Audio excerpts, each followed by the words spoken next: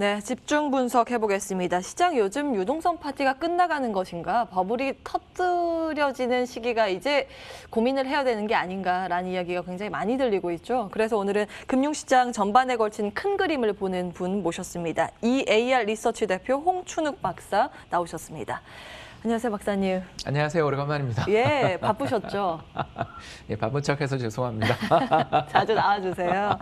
예, 워낙 이제 요즘 금융 자산이 다 내 월급 빼고 다 오르는 그런 장세이다 보니까 많은 분들께서도 찾으시는 것 같습니다. 특히 작년부터 굉장히 주식 시장이 강했잖아요. 그러다 보니까 이제 버블 끝물 아닌가, 터지는 거 아닌가라는 이야기가 요즘 굉장히 많이 들립니다. 시장 어떻게 보고 계세요? 예, 아직은 아닌데 초입에는 온 징후도 좀 보인다. 고점 초입이다? 이런 관점이세요? 그러니까 이제 예. 초입이다라는 말을 이제 저희가 이렇게 쓸 때 두 가지를 많이 이야기를 해요. 첫 번째 가장 많이 이야기하는 게 뭐냐면 칵테일 파티에서 아마추어가 프로를 가르치는 시장이다. 이러면 이제 저희들이 드디어 이제 시장이 안 왔으면 하던 그 순간이 근처에 왔구나라는 걸 알게 되는데요. 이걸 이제 처음 이야기한 사람이 누구냐면 피터 린치입니다. 그래서 13년 동안 자산 운용하면서 연평균 수익률 29%를 올린 사람이죠. 사람이 아닙니다. 저도 주식의 신이라고 불리죠. 예. 저도 펀드 운용도 해보고 기금 운용도 해봤습니다만 이건 뭐 사람이 아닙니다. 이 양반이 재밌는 이야기를 하죠. 이제 칵테일 파티를 처음 갔는데 아무도 자기를 안 쳐다보더래요. 바닥이다. 일단 막 주식을 산답니다. 예, 유명한 매니저가 왔는데도 전부 다 소 닭 보듯 하더라. 너 뭐니? 이러는 거죠. 그러니까 이건 굉장히 시장의 약세장이다. 좋은 시장이다. 오히려 정말 그동안 오랫동안 쳐다봤던 주식들을 값싸게 살 수 있는 기회다. 예. 사람들이 이제 관심을 안 보일 때. 그렇죠. 시장이 피터 린치가 왔는데도 안 본다. 그러다 이제 몇 년 지나서 피터 린치가 갔더니 완전히 그냥 장안의 화제입니다. 피터 린치 씨 텔레비전에서 잘 봤습니다라든가 제 펀드도 잘 굴려주세요. 막 그래요. 예. 기분이 좋죠. 그러다 이제 한 몇 달, 1년 정도 지난 다음에 칵테일 파티에 갔더니 사람들이 전부 다 자기를 비아냥거리더라 하는 거예요. 왜 비아냥거리냐면 그깟 29% 수익을 올리고 펀드 매니저가 맞아요? 이렇게 이야기를 한다는 거예요. 예, 내가 더 잘한다 이런 관점일까요? 예. 바로 종목을 골라주더래요. 자기가 정말 그런 장을 경험을 했답니다. 저도 많이 경험했고요. 예. 특히 모 연금에 있었을 때 코스메틱 주의 광풍이 불던 시기에 왜 거기는 이 좋은 회사를 안 가지고 있어요? 라면서 정말 모임에서 직접 이렇게 추천받은 적도 있었습니다. 우리가 시장을 바라볼 때 제일 무서운 장이 바로 그런 장입니다. 이게 바로 뭐냐면 수십 년 동안 시장을 분석하고 공부한 사람보다 막 시장에 뛰어드신 분이 더 수익이 잘 나는 시장. 이럴 때가 투자자들은 어떤 생각을 가지게 되냐면 기존에 가지고 있었던 생각 따위는 중요하지 않아. 내가 들은 정보, 지금 잘 달리고 있는 종목이 올라타는 나의 결단력이 중요하지. 무슨 박사면 무슨 소용있고 매니저 수십 년 경력 그거 다 필요 없다 그래. 이런 시장이 오게 될 때가 제일 걱정이고요. 이제 제 기억으로는 이제 초입에 비슷한 이야기를 듣기 시작한 것 같아요. 이제 저한테 종목을 안 물어요, 사람들이. 더 잘한다는 거죠. 이제는 좀 지나면 홍 박사님 지난해 수익이 얼마였어요? 이렇게 묻는 분이 이제 분명히 나오겠죠. 이런 시기가 제일 무섭고요. 이제 두 번째로 저희들이 또 이야기하는 게 바로 뭐냐면 오늘 우리 이 인터뷰에서 첫 질문이 버블에 대한 걱정을 하셨잖아요. 예. 이 질문도 사라지는 시장이 옵니다. 그건 어떤 의미일까요? 99년에 그랬는데요. 닷컴 버블. 사람들이 다들 인정해요. 새로운 시대다. 이제 PER, 주가 수익 배율이라든가 또는 PBR, 주가 순자산 비율 같은 전통적인 밸류에이션 잣대는 다 필요 없어. 이제 시장은 가는 거기 때문에 당신 그렇게 어려운 거, 쓸모없는 거 보지 마. 일단 와서 뭐 경제에 대해서 묻더라도 시장이 버블이냐라는 질문 자체가 사라져요. 이제 언젠가 그날이 올 텐데 그때가 되면 우리 오늘 했던 이야기를 한 번 더 기억해 봐요.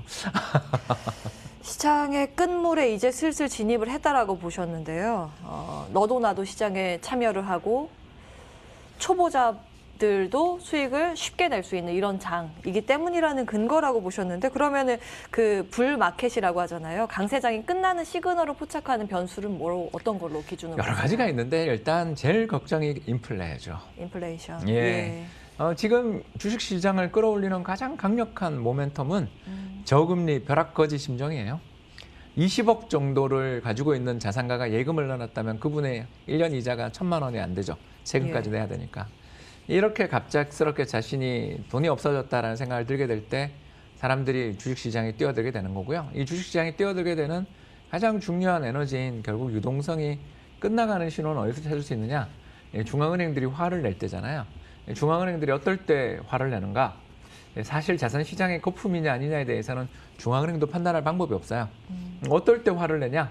인플레가 날 때 납니다. 그리고 지금 올해 우리가 가장 열심히 봐야 될 지표는 바로 저는 옥수수 가격이 아니냐 이 말씀을 좀 드리고 싶은데요. 무지막지하게 올랐어요. 옥수수 가격. 저렇게 돈이 많이 풀렸는데 저 돈 그 그림이 나와 있죠. 총통화 중과율은 어마어마하게 올랐는데 소비자 물가 상승률 저 빨간 선은 바닥을 향해 떨어지고 있습니다. 그러니까 돈 안만 풀어도 물가가 안 오르죠. 왜 이렇게 물가가 안 오르냐? 불황이니까. 사실 우리 솔직하게 이야기하자는 거죠. 우리 월급만 빼고 다 올라라고 아까 잘 말씀하셨잖아요. 결국 임금을 올리기 어렵고 더 나가서 올해 정말 졸업한 학생들의 미래를 우리가 한번 생각해 보자는 거죠.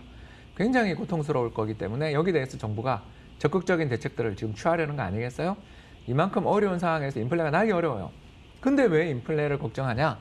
곡물 가격이 지금 무서운 속도로 오르고 있다. 특히 중국의 이 돼지 사육두수가 다시 아프리카 돼지열병의 충격이 이제 지금 완화되면서 사육두수 늘어나고 있죠. 두 번째가 달러 약세. 그렇지 않습니까? 여기다가 지금 저 그림이 나와 있는 것처럼 어마어마한 유동성이 풀려서 안 오른 거 지금 찾아다니고 있거든요. 여기다 세 번째가 또 기상이변이 속출했잖아요. 사실 우리나라 올해 겨울 날씨만 봐도 알 수 있지 않습니까? 그렇게 춥다가 또 오늘 날씨는 왜 이런가요?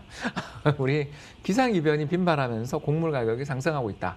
곡물 가격 상승하면 어떤 일이 벌어지냐? 못 사는 나라들의 국민들이 고통받죠. 사실 선진국 국민들은 곡물 가격 오른다고 해서 그렇게 큰 충격 없어요. 왜냐? 우리 소비 지출에서 사실 쌀값이 얼마를 차지하냐 이렇게 물으면 우리 기억을 잘 못해요. 그렇지 않습니까? 작년부터 우리나라 사실 쌀값도 오르고 있거든요. 근데 개도국 신흥국의 국민들은 대부분의 소비 지출의 대부분이 사실은 먹거리거든요. 그러면 이게 가격이 오르면 무슨 일이 벌어지냐면 정치적 불안정이 생깁니다. 그리고 정치적 불안정이 생기면 또 무슨 일이 생기죠? 자, 코로나 때문에 불황에 정말 어려워 죽겠는데 먹거리 가격까지 올라요. 그러면 정부에 대한 신뢰가 어떻게 되죠?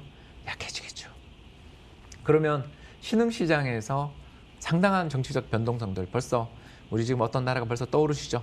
그러니까 이런 일들이 벌어지게 될 때 금융시장의 변동성이 커지고 신흥시장에서 돈이 빠져나가는 악순환들이 벌어질 수 있기 때문에 우리 일단 뭐 지금은 인플레 전혀 없지만 에그플레이션, 곡물 가격의 상승이 나타나고 이게 중앙은행들의 심기를 거스리는 왜? 인플레가 나기 시작하니까 이런 일들이 벌어지게 된다면 유동성 파티에 어떻게 본다면 종막을 알리는 첫 번째 신호가 될 수도 있다.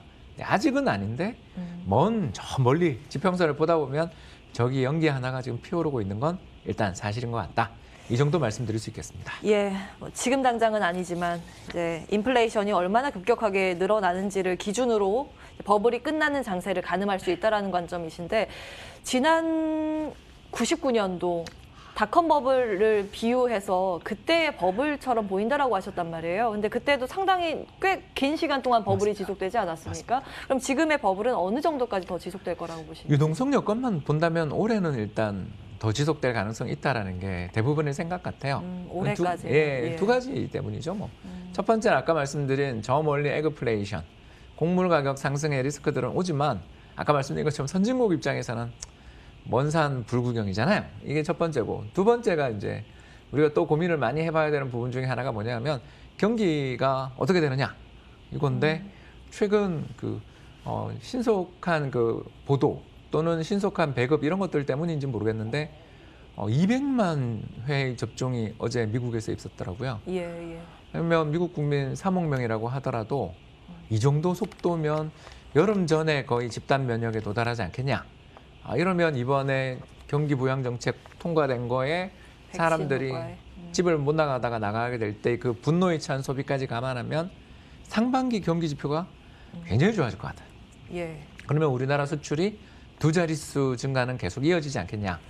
20% 이상 상승도 가능하다. 이렇게 그러면, 보여진다면 예. 뭐 아직은 좀 더 있다. 이렇게 볼 수 1분 있겠습니다. 정도 남았는데요. 그러면 자산 배분 측면에서 전략은 어떻게 세우는 게 좋다고 보세요? 둘 다 해야죠. 일단 한국 주식에서 내리기는 너무 빠르다. 아, 겁은 난다. 그러나 내리려니 너무 무섭다.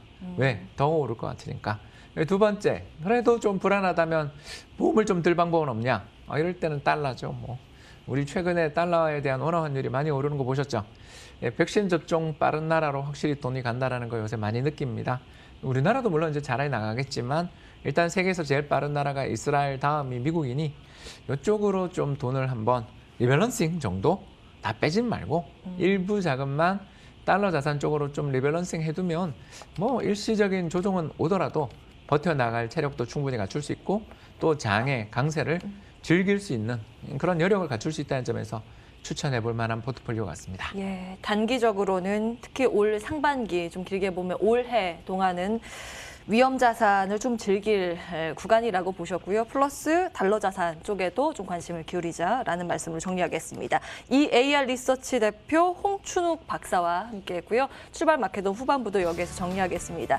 이어지는 순서를 통해서 오늘도 좋은 선택하시기 바랍니다. 함께해 주신 여러분 고맙습니다.